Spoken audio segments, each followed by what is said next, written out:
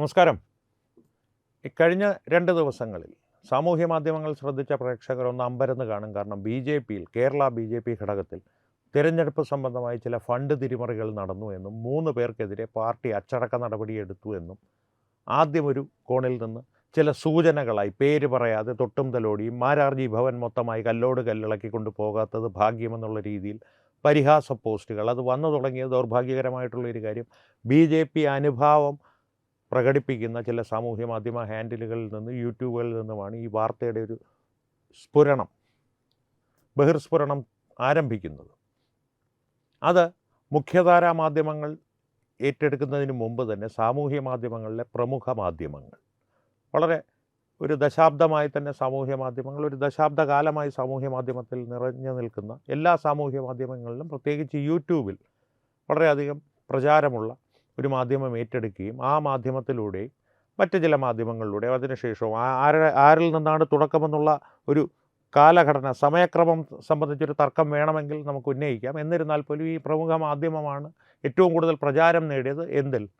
ഒരു വ്യാജ ലെറ്റർ ഹെഡിൽ ഈ 3 ആൾക്കാരുടെയും പേര് പറഞ്ഞ് അവരുടെ സ്ഥാനങ്ങളും പറഞ്ഞ് BJP സംസ്ഥാന അധ്യക്ഷൻ രാജീവ് ചന്ദ്രശേഖർ ഇവർക്കെതിരെ അച്ചടക്ക നടപടി എടുത്തിരിക്കുന്നു. അച്ചടക്ക സമിതിയുടെ ശുപാർശ പ്രകാരം ഇവരെ എല്ലാ സ്ഥാനങ്ങളിൽ നിന്നും നീക്കം ചെയ്തിരിക്കുന്നു എന്ന് മാത്രമല്ല, കൃത്യമായിട്ട് ഈ പകർപ്പ് മേൽ സൂചിപ്പിച്ച വ്യക്തികൾ 3 പേർക്ക് എതിരെ തിരുവനന്തപുരം മേഖലാ പ്രസിഡന്റ്, തിരുവനന്തപുരം മേഖലാ പ്രഭാരി, തിരുവനന്തപുരം മേഖലാ സംഘടനാ സെക്രട്ടറി, ഇത്രയും ആളുകൾക്ക് ഇതിൻ്റെ പകർപ്പ് അയച്ചതായിട്ട് കാണിക്കുന്നൊരു കത്ത് പ്രസിദ്ധീകരിക്കപ്പെടുന്നു. ഈ പ്രമുഖ മാധ്യമമാണ്, സാമൂഹ്യ മാധ്യമങ്ങൾ പ്രചാരമുള്ള മുഖ്യധാരാ മാധ്യമമല്ല, അവരാണ് ഇതിൻ്റെ ഏറ്റവും വലിയ പ്രചാരകരായി മാറിയത്. BJPയുടെ ലെറ്റർ ഹെഡിൽ തന്നെയാണ് കാണുന്നവർക്ക് പെട്ടെന്ന് ആധികാരികമായിട്ടുള്ളൊരു രേഖയാണിത് എന്ന് തോന്നും. അതേ തുടർന്ന് പലരും രാജീവ് ചന്ദ്രശേഖർ എന്തുകൊണ്ട് പ്രതികരിക്കുന്നില്ല, അദ്ദേഹമാണല്ലോ സംസ്ഥാന അധ്യക്ഷൻ, തന്നെയുമല്ല MLA-മാണ്, നേമത്തെ MLA-മാണ് അദ്ദേഹം. 3 MLA-മാർ BJPയുടേതായിട്ട് നിയമസഭയിലുണ്ട്. തിരുവനന്തപുരം നഗരസഭ ഭരിക്കുന്നത് BJPയാണ്. അത്രയുമുള്ള ഒരു സാഹചര്യങ്ങൾ, അത്തരത്തിലുള്ളൊരു സാഹചര്യങ്ങൾ നിലനിൽക്കവേ ഇത്തരത്തിൽ ഗുരുതരമായൊരു ആരോപണം ഉന്നയിക്കപ്പെടുമ്പോൾ അല്ലെങ്കിൽ ഒരു പ്രശ്നം നടക്കുമ്പോൾ, കാരണം ഈ ഞാൻ പറയുന്ന കാലഘട്ടത്തിൽ ഈ 2 ദിവസങ്ങൾക്ക് മുമ്പ് എല്ലാവരുടെയും ധാരണ അത്തരത്തിലൊരു പ്രശ്നം നടക്കുന്നുണ്ടെന്നാണ്. രാജീവ് ചന്ദ്രശേഖർ എന്തുകൊണ്ട് അതിനെക്കുറിച്ച് പ്രതികരിക്കുന്നില്ല? കൃത്യമായിട്ട് രാജീവ് ചന്ദ്രശേഖർ ഇന്നലെ പ്രതികരിച്ചിരുന്നു. ഈ ആരോപണം വ്യാജമാണ്, ഈ ലെറ്റർ ഹെഡ് വ്യാജമായി ഉണ്ടാക്കപ്പെട്ടതാണ്, BJPയിൽ അത്തരത്തിലുള്ള യാതൊരു അച്ചടക്ക നടപടികളും എടുത്തിട്ടില്ല എന്ന് മാത്രമല്ല, ഈ തെരഞ്ഞെടുപ്പ് കാലത്ത് യാതൊരുവിധ ഫണ്ട് തിരിമറിയും നടന്നതായിട്ട് കണ്ടെത്തപ്പെട്ടിട്ടില്ല. ജില്ലാ സംസ്ഥാന തലങ്ങളിലുള്ള ഓഡിറ്റ് വളരെ വൃത്തിയായി പൂർത്തിയാവുകയും ദേശീയ ജനറൽ സെക്രട്ടറി ഉൾപ്പെടെയുള്ളവർ BJPയെ ഇക്കാര്യത്തിൽ അഭിനന്ദിക്കുകയും ചെയ്തു തിരഞ്ഞെടുപ്പിൻ്റെ കാര്യക്ഷമമായ നടത്തിപ്പിൽ. തന്നെയുമല്ല, അദ്ദേഹം പറയുന്നൊരു പ്രധാന കാര്യം BJPയുടെ നേതൃപാടവത്തിലും വളർച്ചയിലും അസൂയ പൂണ്ട രാജ്യവിരുദ്ധരാണ് ഇത്തരത്തിലുള്ള വ്യാജ പ്രചരണങ്ങൾക്ക് പിന്നിൽ, അവർക്കെതിരെ ജാഗ്രത പാലിക്കണമെന്നാണ്. അതിലൊരു സത്യമുണ്ട്, അതിൽ വസ്തുതയുണ്ട്, അതിലേക്ക് നമുക്ക് വരാം. അദ്ദേഹം എടുത്തു പറയുന്നൊരു കാര്യം, ഏതൊരു പാർട്ടിയിലുള്ള അതുപോലെയും അച്ചടക്ക നടപടികൾ BJPക്കുള്ളിലും പലപ്പോഴും ഉണ്ടാകാറുണ്ട്, പലർക്കെതിരെയും ഇപ്പോഴുണ്ടായിട്ടുണ്ടെന്നല്ല അദ്ദേഹം പറയുന്നു. അത് പൊതുജനങ്ങളെയോ സമൂഹത്തെയോ ബാധിക്കുന്ന കാര്യമല്ല, പാർട്ടിയുടെ ആഭ്യന്തര കാര്യമാണ്. അത് മറ്റുള്ളവരെ എപ്പോഴും അതിൽ അറിയിക്കേണ്ട കാര്യവുമില്ല. പക്ഷേ ഇത്തരത്തിലൊരു അച്ചടക്ക നടപടി ആർക്കെതിരെയും ഉണ്ടായിട്ടില്ല. തിരഞ്ഞെടുപ്പിൽ ഒരു ഫണ്ട് തിരിമറിയും നടന്നിട്ടില്ല എന്ന് അദ്ദേഹം അസന്നിഗ്ധമായി ഒരു സംശയത്തിനും ഇടയില്ലാത്ത വിധം പ്രഖ്യാപിക്കുന്നുണ്ട്. അദ്ദേഹത്തിൻ്റെ ആ ഒരു ഔദ്യോഗികമായിട്ടുള്ള കത്തും ഈ വീഡിയോയ്ക്കൊപ്പം ഞാൻ ചേർക്കാം, ഒന്ന് കണ്ടു നോക്കൂ പ്രേക്ഷകർ. അപ്പോൾ അദ്ദേഹത്തിൻ്റെ ഈ ഒരു കത്തിൽ പറഞ്ഞിരിക്കുന്ന ആ ഒരു നേതൃപാടവത്തിലും വളർച്ചയിലുമുള്ള ഒരു അസൂയുണ്ടല്ലോ, അത് തീർച്ചയായിട്ടും ഉണ്ട്. അത് കോൺഗ്രസ് പാർട്ടിക്കും കമ്മ്യൂണിസ്റ്റ് പാർട്ടിക്കുമുണ്ട്.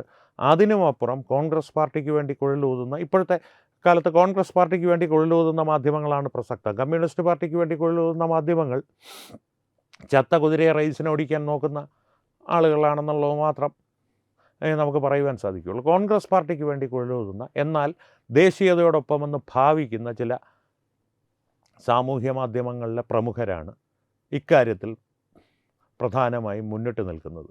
അവർ ദേശവിരുദ്ധരാണോ എന്ന് ചോദിച്ചാൽ ഇതുവരെ അവരൊരു ദേശവിരുദ്ധത പ്രകടിപ്പിച്ച് ഞാൻ കണ്ടിട്ടില്ല. അതായത് രാജ്യത്തിനെതിരെ പറയുമ്പോൾ രാഹുൽ ഗാന്ധിയെ പോലും വിമർശിക്കുന്ന ഒരു രീതി അവർ കൈക്കൊള്ളാറുണ്ട്. അത് രാഹുൽ ഗാന്ധി കഴിവുകെട്ട നേതാവാണെന്ന് അവർക്ക് കൃത്യമായിട്ടുള്ള ബോധ്യമുള്ളത് കൊണ്ടും കേന്ദ്രത്തിൽ ഉടനെയെങ്കിലും കോൺഗ്രസ് വരാത്തത് കൊണ്ടും ആണ് എന്നാണ് ഞാൻ വിശ്വസിക്കുന്നത്. തന്നെയുമല്ല, അവരെ സംബന്ധിച്ച് അവരുടെ ഈ ഞാൻ പറഞ്ഞ സാമൂഹ്യ മാധ്യമത്തിലെ പ്രമുഖനെ സംബന്ധിച്ച് അവരൊന്നുമല്ല, ഒരു വ്യക്തിയാണ് അതിൻ്റെ മുഖവും മുന്നോട്ട് പോക്കിനുള്ള നാഡി ഞരമ്പുകളും അല്ലെങ്കിൽ നാഡിയിലെ രക്തമോട്ടവും. ആ വ്യക്തിയെ സംബന്ധിച്ച്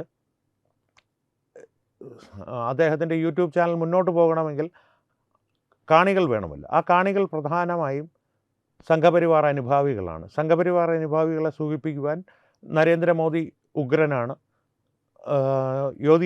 യോഗി ആദിത്യനാഥ് അത്യുഗ്രനാണ്. അമിത്ഷായുടെ കാര്യം പിന്നെ പറയേണ്ടതില്ലല്ലോ. അജിത് ഡോവൽ ഞെട്ടിച്ചു, രോമാഞ്ചമാണ് രോമാഞ്ചം എന്നുള്ള രീതിയിലുള്ള വാർത്തകൾ സ്ഥിരമായി കൊടുത്തുകൊണ്ടിരിക്കും. എന്നാൽ കേരള BJP അത്ര പോരാ, കേരളത്തിൻ്റെ സംസ്ഥാന ഘടകം അത്ര പോരാ.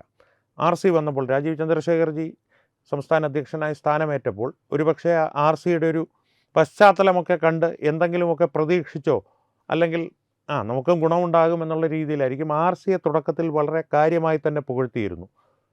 പക്ഷേ പുകഴ്ത്തലിന് മറ്റൊരു വശവുമുണ്ട്.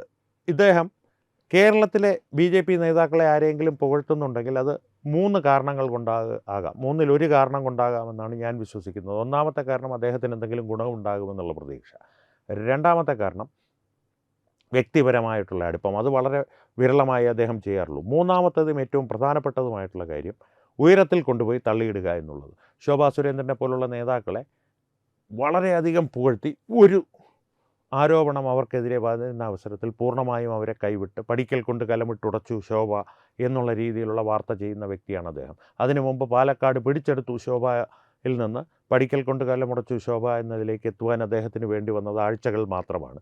അദ്ദേഹം സത്യസന്ധനായൊരു മാധ്യമപ്രവർത്തകനായതുകൊണ്ടാണ് ഇതൊക്കെ ചെയ്യുന്നത് എന്ന് അദ്ദേഹം അവകാശപ്പെട്ടേക്കാം. പക്ഷേ രാഹുൽ മാങ്കൂട്ടത്തിനെ പോലെ ഒരു കാട്ടുകോഴിയെയും ഒരു പീഡകനെയും ഒരു ഗർഭം കലക്കി സൈക്കോയെയും നടന്നും കിടന്നും ഇരുന്നും ന്യായീകരിക്കുന്ന അദ്ദേഹം ഒരു മാധ്യമപ്രവർത്തകനാണ് എന്ന് സ്വയം വിശ്വസിക്കുന്നുണ്ടെങ്കിൽ അദ്ദേഹത്തിൻ്റെ ആ ഒരു ചിന്തയ്ക്കും വിശ്വാസത്തിനും എന്തോ കുഴപ്പമുണ്ടെന്ന് മാത്രമേ ഞാൻ പറയുന്നുള്ളൂ. അത്രേ എനിക്ക് ഈ വിഷയത്തിൽ പറയാനുള്ളൂ. ഇനി BJPയിലേക്ക് തിരികെ വന്നു കഴിഞ്ഞാൽ ഇദ്ദേഹം എന്തിനാണ് BJPക്കെതിരെ ഇപ്പോൾ ഇത്തരത്തിൽ വ്യാജ ലെറ്റർ ഹെഡ്, അദ്ദേഹം ഉണ്ടാക്കിയ ലെറ്റർ ഹെഡിലെ വ്യാജ കത്താണെന്ന് ഞാൻ പറയുന്നില്ല, അദ്ദേഹത്തിന് ആരെങ്കിലും അയച്ചു കൊടുത്തതായിരിക്കും. പക്ഷേ ഒരു മാധ്യമപ്രവർത്തകൻ എന്നുള്ള നിലയിൽ അതിൻ്റെ ആധികാരിക പരിശോധിക്കുവാനുള്ള എല്ലാ സാഹചര്യങ്ങളും ബന്ധങ്ങളും അദ്ദേഹത്തിനുണ്ടെന്നിരിക്കെ അതിൻ്റെ ആധികാരികത പരിശോധിക്കാതെ അദ്ദേഹം അത് പരസ്യം ചെയ്തത് എന്തിനാണ്, പ്രസിദ്ധീകരിച്ചത് എന്തിനാണ്? അതിൻ്റെ പിന്നിൽ ഒറ്റ ലക്ഷ്യമേ ഉള്ളൂ. കോൺഗ്രസ്സിന് ഇപ്പോൾ നിയമസഭയിൽ ഏറ്റവും വലിയ എതിരാളി BJPയാണ്. കാരണം കാര്യകാരണങ്ങളില്ലാതെ ദേശീയതയോ കേന്ദ്ര സർക്കാരിനെയോ ഏതെങ്കിലും തരത്തിൽ പരിഹസിക്കുവാനോ ആക്രമിക്കുവാനോ കോൺഗ്രസ്സുകാരോ കമ്മ്യൂണിസ്റ്റുകാരോ ശ്രമിച്ചാൽ ശക്തമായ മറുപടി 3 MLAമാർ നിയമസഭയിലിരുന്ന് നൽകിയിരിക്കും. VD സതീശനെ സംബന്ധിച്ച് പറയുകയാണെങ്കിൽ പിണറായി വിജയൻ മൂർച്ചയുള്ള പിണറായിയായി മാറി എന്നൊക്കെ ഞാൻ തന്നെ പോലും തമാശയ്ക്ക് ഇന്നലെയൊക്കെ പറഞ്ഞിരുന്നു.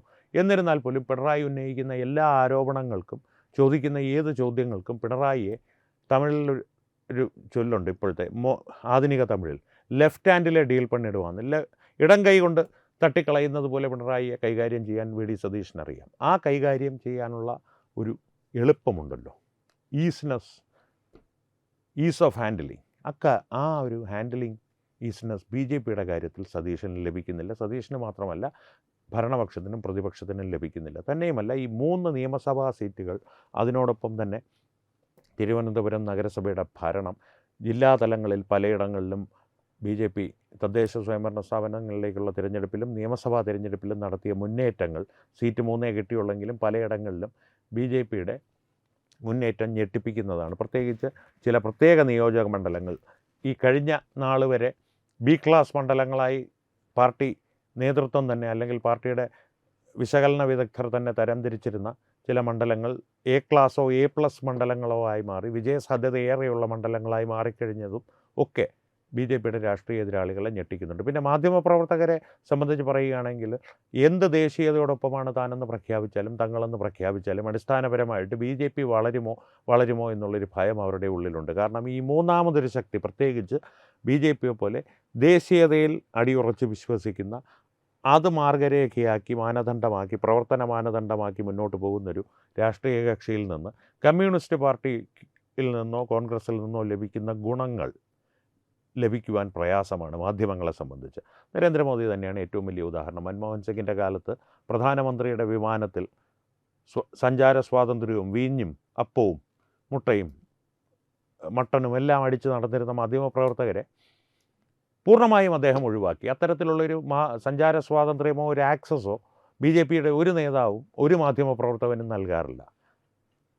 കമ്മ്യൂണിസ്റ്റ് അനുഭാവ മാധ്യമമായാലും ശരി, കോൺഗ്രസ് അനുഭാവ മാധ്യമമായാലും ശരി, ഒരു പരിധി വരെ RSSോ അല്ലെങ്കിൽ BJPയോ അനുഭാവം പ്രകടിപ്പിക്കുന്ന മാധ്യമങ്ങൾക്ക് ഒരു അഭിമുഖമോ അല്ലെങ്കിൽ എന്തെങ്കിലും ഒരു പ്രത്യേക വാർത്തയോ ഒക്കെ നൽകിയെന്ന് വരാം. പക്ഷേ അതിനും അപ്പുറത്തേക്ക് ഒരു പൂർണ്ണ സ്വാതന്ത്ര്യം മാധ്യമങ്ങൾക്ക് BJP നൽകാറില്ല. BJPയുടെ കാര്യാലയങ്ങളിലാകട്ടെ, നേതാക്കളോടുള്ള ഒരു അടുപ്പത്തിലാവട്ടെ, വ്യക്തിപരമായിട്ടുള്ള അടുപ്പം അവർ പല മാധ്യമപ്രവർത്തകരുമായി സൂക്ഷിക്കാറുണ്ട്. പക്ഷേ അതിനും അപ്പുറത്തേക്ക് ഈ കോൺഗ്രസ് നേതാക്കളൊക്കെ ചെയ്യുന്നത് പോലെ തോൾ കൈയിട്ട് നടക്കുന്ന ഒരു സ്വാതന്ത്ര്യം മാധ്യമപ്രവർത്തകർക്ക് ആർക്കും BJPയുടെ പ്രമുഖ നേതാക്കളിൽ ആരോടുമില്ല. സൗഹൃദമുണ്ടാകാം, പക്ഷേ അതിനപ്പുറത്തേക്ക് കാര്യം വരുമ്പോൾ കാര്യാലയത്തിൽ വെച്ച് കാര്യത്തോടെ കാണണം എന്നുള്ളതാണ് BJPയുടെ ഒരു നയം. അതുതന്നെ മാധ്യമപ്രവർത്തകർക്ക് അസ്വസ്ഥത ഉണ്ടാക്കുന്ന ഒരു രീതിയാണ്. അതുകൂടി കൊണ്ടാകാം ഒരുപക്ഷെ BJPയോട് ഇത്രയും ഒരു ഭയം അവർക്ക്. അതിൻ്റെ ഒരു പ്രതിഫലനമാകാം, ഏറ്റവും പുതിയ പ്രതിഫലനമാകാം ഈ സാമൂഹ്യ മാധ്യമത്തിലെ മറുതയുടെ വ്യാജ പ്രചരണവും.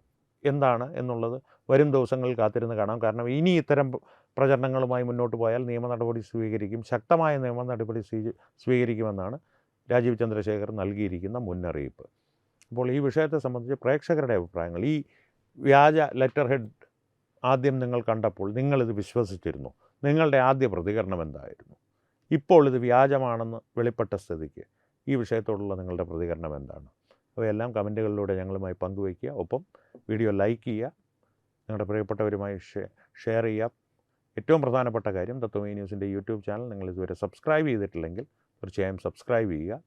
അപ്പോൾ ഈ വിഷയത്തിലും മറ്റു വിഷയങ്ങളിലും സംവാദങ്ങൾ തുടരട്ടെ. വീണ്ടും കാണാം. നന്ദി, നമസ്കാരം. HIV അണുബാധ സന്തോഷപൂർണമായ ഒരു ജീവിതത്തിന് തടസ്സമല്ല. HIV അണുബാധയ്ക്ക് ഫലപ്രദമായ ചികിത്സ ഇന്ന് ലഭ്യമാണ്. ഇതിന് യഥാസമയം അണുബാധ കണ്ടെത്തുന്നതും കാലേക്കൂട്ടി ചികിത്സ നടത്തേണ്ടതും അത്യാവശ്യമാണ്. സൗജന്യമായ ചികിത്സയും മാർഗനിർദ്ദേശങ്ങളും സർക്കാർ ആശുപത്രികളിലെ ART അഥവാ ഉഷസ് കേന്ദ്രങ്ങളിൽ ലഭ്യമാണ്. ആരോഗ്യ സംരക്ഷണം ഓരോരുത്തരുടെയും ഉത്തരവാദിത്തമാണ്.